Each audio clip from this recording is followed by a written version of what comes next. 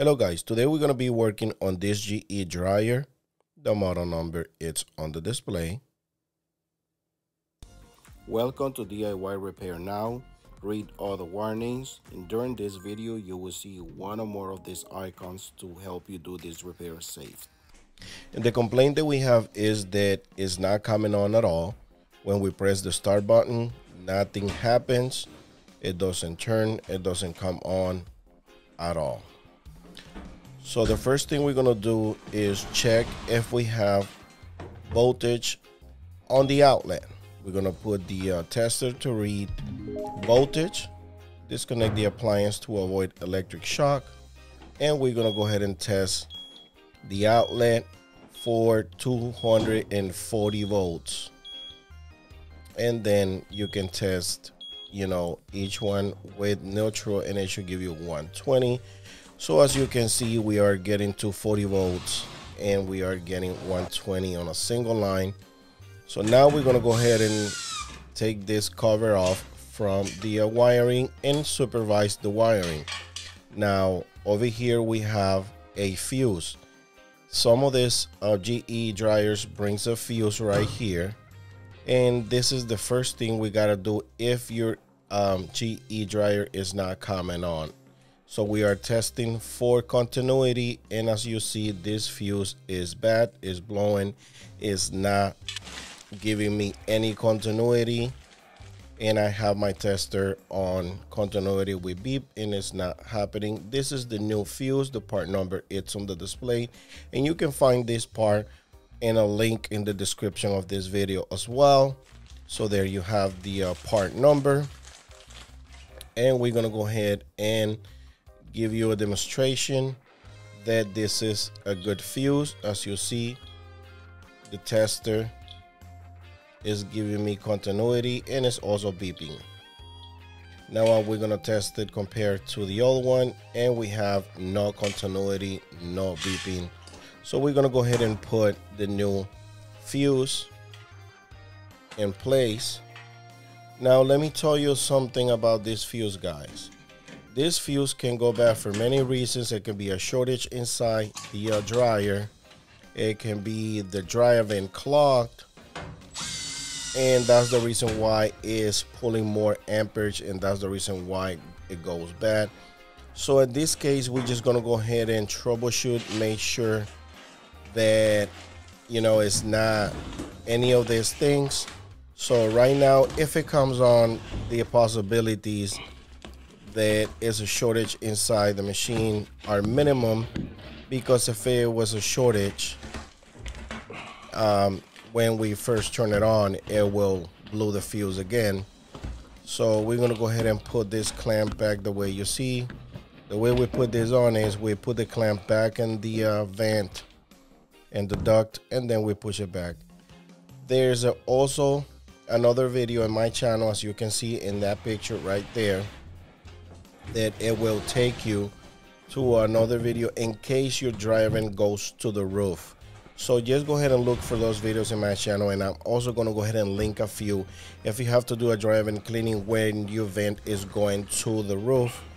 You have to take all the precautions, and as you see right now, it did came on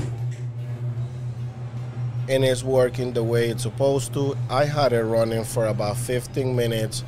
The fuse works pretty good, no issues there. So now we're gonna put it in fluff air, and we're gonna go ahead and clean the dryer vent outside. Now in this case, the vent goes in the other side of the wall, and as you can see right there, this flapper was not installed properly. It's opened the flapper sideways. That means whoever installed this vent didn't do it the right way, because it's not opening all the way. So we're gonna remove the part of the vent, and this is the way it should be opening. That way all the hot air goes outside. So this, it's a possibility, the reason why the fuse went bad, because it was obstructing the airflow from the dryer. So once we remove that, you got to keep in mind that flapper closes the vent when the dryer turns off, and prevent from any squirrels or any snakes goes inside the vent. So we're gonna have to do something about it because we already have removed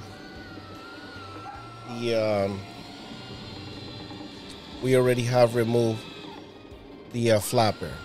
Now we only put about 2 feet of line in here because it was a short run, and as you see, we got a whole bunch of lint that was trapped in the vent. So this could be another reason why that fuse went bad. So we are just taking care of these couple issues to prevent from the fuse blowing again. Now, as you see right there, I'm using the part of the brush to clean all the lint that it got stuck on the vent. You're supposed to do a dryer vent cleaning once a year because it's a fire hazard. So just keep that in mind. And remember, there's a couple more videos in my channel that will show you how to do a dryer vent cleaning even if your dryer vent goes in the roof. So just go to my channel and search for those dryer vent cleaning videos. This is the top comb screws that I use in the drill bit. You can find this at Home Depot or Lowe's, and you can see the sizes that I used to be able to install this little cage that I'm gonna be installing in a few minutes. You'll be able to see it in the video. And the reason why I'm doing this is because since we removed the flapper and this existing vent because somebody installed the wrong one, the easy way to get it right, it will be remove the flapper and install this grill that I'm gonna install in a few minutes to prevent from any snakes or any squirrels or any animal that can try to get in there in the pipe. And trust me, I have a couple of videos in my channel where some snakes got into the pipe and it's a nightmare. So we're trying to do this right. You can also find this little grill in Home Depot, and I like it because it has an easy access for future maintenance on that dryer vent. Again, those top comb screws, blue screws that you see right there, they are in the description of the video. And as you see, the grill opens for you to clean it in the future. So this works pretty good. However, I don't want any kid or anybody to be open this just because. So in this case, I'm gonna go ahead and put a zip tie just to keep it closed all the time. And anytime that I'm coming back to do this dryer vent cleaning, I just gotta break into this zip tie and, you know, do what I gotta do the maintenance, do the dryer vent cleaning, and go ahead and install another zip tie just to keep it in place. But it's a nice solution for those who wants to prevent any animals to trying to get in your dryer vent that goes towards inside. So at this point, we're pretty much done. This was a short video just to help you guys once again in how to solve this GE problem when that fuse goes bad. That fuse is going to be linked in the description of the video as well. And if this video helped you in any way, please give us a thumbs up, subscribe to our channel. Thanks for watching.